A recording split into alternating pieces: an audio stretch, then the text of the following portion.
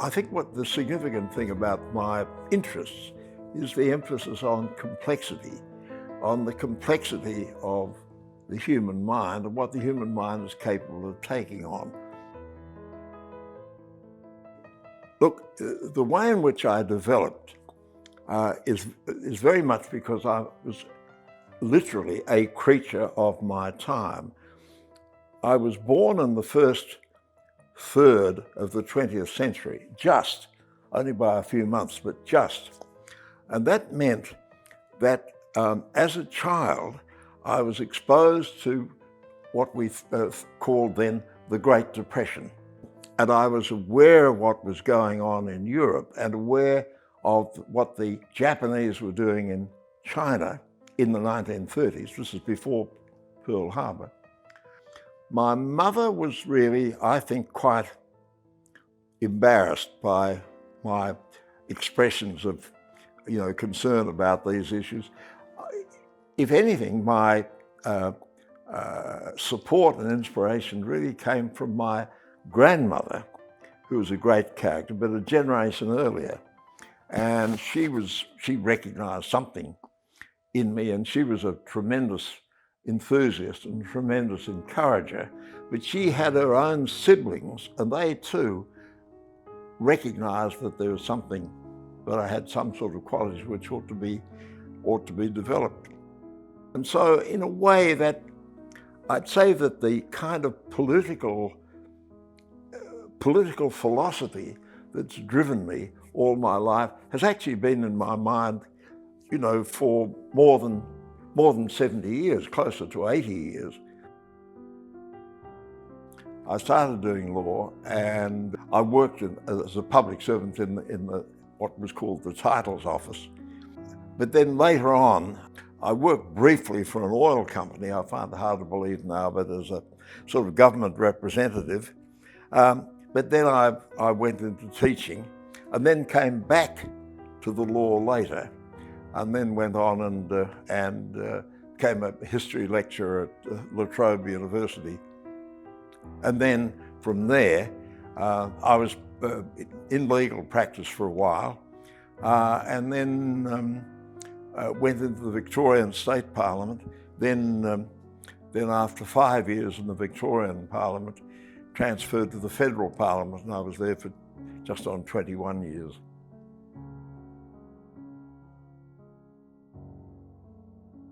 I was quite anxious to go into the Victorian Parliament for one particular reason, and that was to ensure the abolition of the death penalty, because the death penalty had been a very central issue for me, and the role that I played as the secretary of the Victorian Anti-Hanging Committee, so it meant that contributing to the abolition when the legislation came through in 1975, that was one of the great experiences. One of the other things was this notion of climate change, which you raised a lot earlier than anybody else seems to have picked up on it. Well, I'm certainly the first person in politics to raise the issue. In fact, I had done a radio broadcast on it, an interview with an English guy who was a member of the House of Lords, but who was in effect a scientific journalist called Richie Calder, and that was as early as 1967. So I was aware of it over a very long time. But it was something that I wrote about constantly, and it's an endless preoccupation.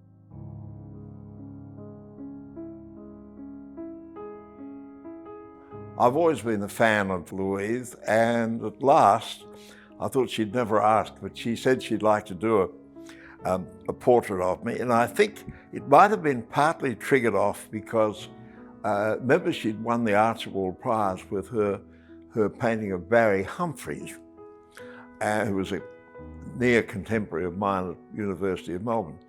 But she did these wonderful drawings, and then devoted a lot of time to getting the painting and getting it absolutely right. And then in 2019, out it came, and I loved it right from the start.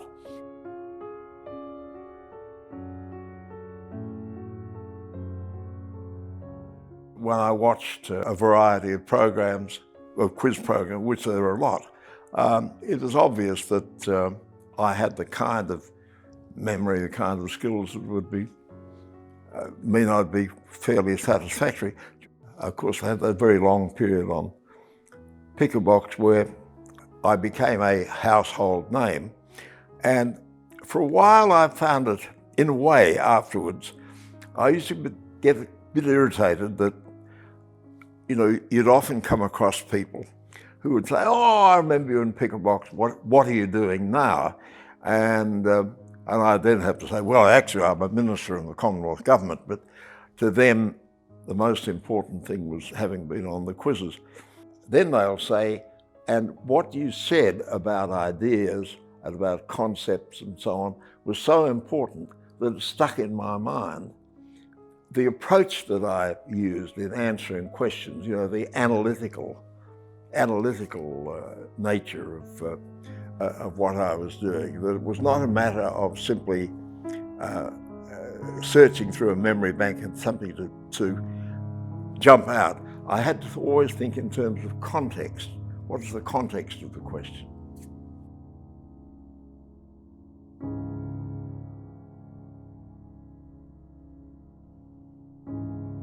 It's a silly question to ask Barry Jones who likes complexity, but let's try it anyway. I sometimes ask our subject, what 3 words would they use to describe themselves?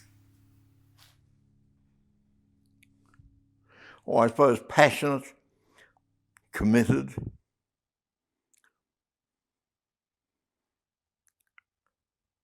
unsatisfied, because I'm always searching out.